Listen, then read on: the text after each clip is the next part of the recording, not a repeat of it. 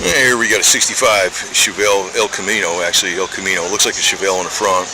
I think the El Caminos were reintroduced in 64, and they had them in 59 and 60, then they stopped making them a few years. This one's got a 350. They're usually 283, 322, and 327. I think in 66 they came out with a 396.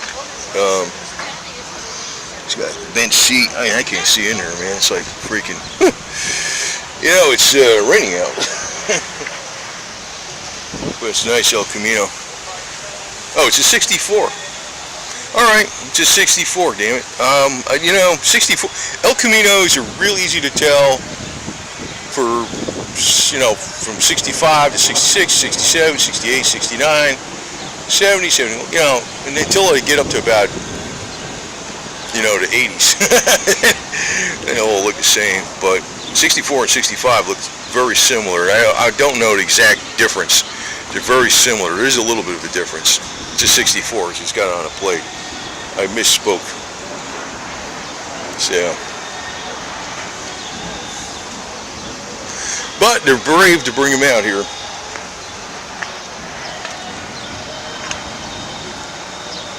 And it's got a lot of meat on the back there. See, those tires are big. And I like this chrome reversed in Baby Moons. That was the shit back then, man. And you know, one thing I always wish they kept was those damn, you know, they got rid of them later on.